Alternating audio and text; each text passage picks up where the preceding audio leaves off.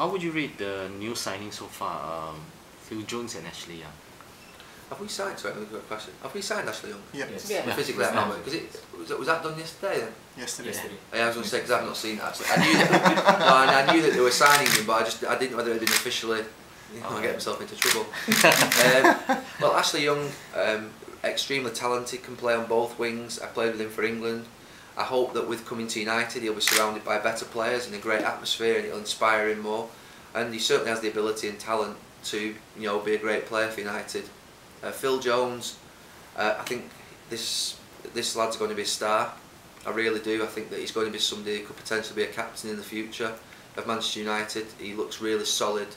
Someone who I think that can be a huge player for Manchester United for the next 10 years. I think there's a lot of potential there in him, and also the performances that he's put in the last 2 years in the Premier League, particularly against us, have been outstanding. And for a 19-year-old, 20-year-old, that is excellent. So I think he's a great signing for us. I think you'll hear a lot more about him in the next 5 years. He'll be a top player. A lot of people are speculating that the arrival of Ashley Young will means that Nani's future at Manchester United is maybe not. Go and ask him. Go ask me. Ask him. He's here. He's in the next room, I think. Absolutely. I think that you look at last year. Ryan's now playing more inside. You have Ji-sung Park, Antonio Valencia, and now Ashley Young.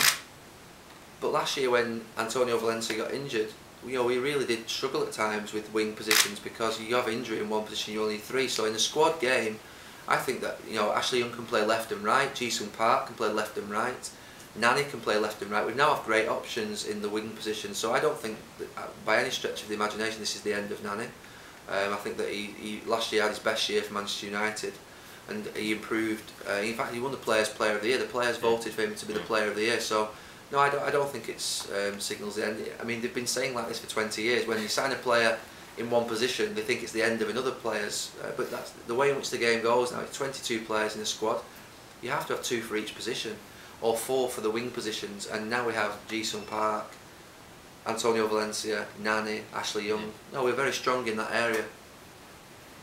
But were you surprised that he seemed to play a little, very few games towards the end of last season? Yeah, he got injured, didn't he, around March, and then just didn't quite get. That was back. a Liverpool game, is it? Yeah, he got injured, didn't he? Yeah. And no, I'm not surprised, because when you get injured in the crucial part of the season with only 6 weeks to go, if you get injured for 3 weeks, you lose complete momentum.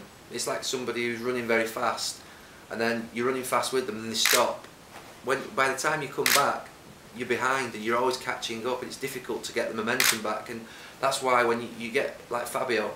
Look at Fabio as a perfect example. He got in March, Raphael got injured, and it's very difficult to get back into the team because the players are confident, they're winning, the manager's got confidence in the team, that they're fit, they're healthy, and it's difficult to get back in. And it happens many times during the last part of the season. If you get injured in March, it's difficult to break back in. It was nothing to do with Nani's performance during the season. It was just purely a timing issue around getting injured. The right back position you used to occupy for so long. Yeah. Is now being shared between Fabio, Raphael and O'Shea. Yeah. Who do you think is a worthy successor to?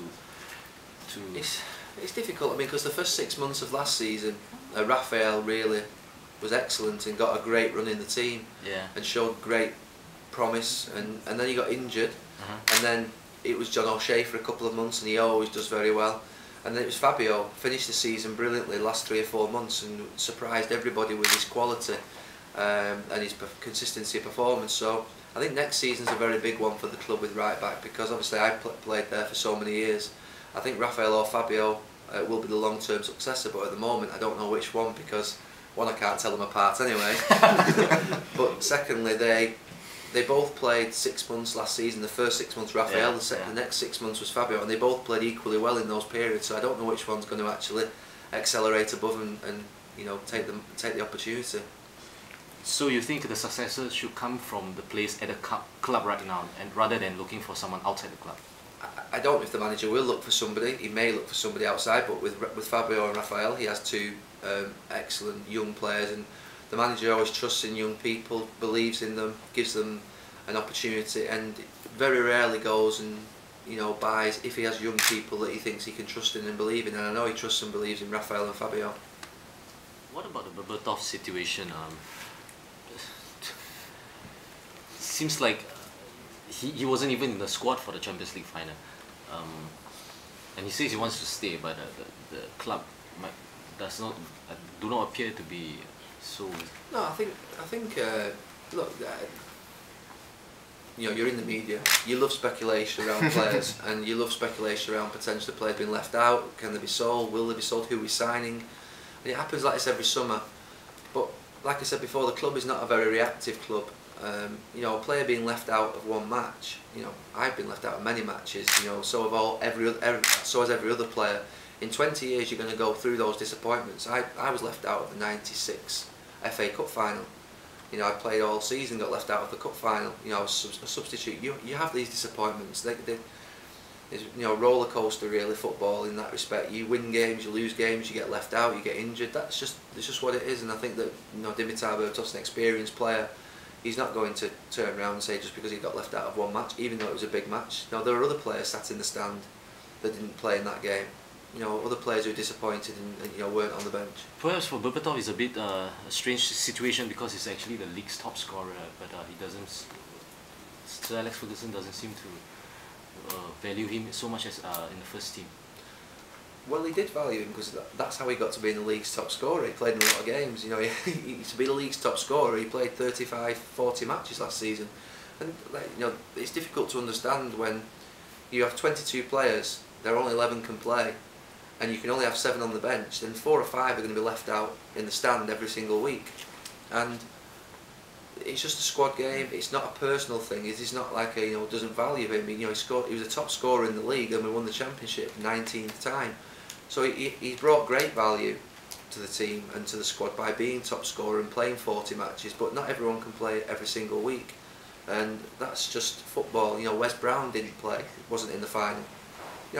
He's been a great player for 15 years, and no one's mentioned that. So the media do like to focus on the issue that's sort of the pressing issue of the day, but it's not the most important issue when you're a player. You think more about the team and the squad, and that everyone's disappointed when they don't play, and everyone suffers this during the season. Scholes' retirement, you mentioned Scholes, a big player. Who, in your opinion, is the best replacement? Will be the best replacement? Would you like to see at Old Trafford? You're not going to see a like-for-like replacement for Paul Scholes. This is the best player that I ever played with. You're not going to see a like-for-like replacement. You'd have to find somebody who can do the job in a different way. Sometimes players you cannot replace. Roy Keane left, and we replaced him with Michael Carrick, and we've still been very successful. But as players, they're nothing alike. They're completely different players. So you never replace like for like. You always have differences in players. So I think for whoever comes in that position, there will always be the comparisons. But there will no player be the same as Scholes, and the player that comes in will have different qualities. Cristiano left, and then we have different qualities with Nani, or with Ashley Young, or with Ji-sung Park. They all have different qualities, so it's not right to compare like for like. I don't think there'll be a player who can compare like for like with Paul Scholes. Who would you like to see at Manchester United playing the central midfield position?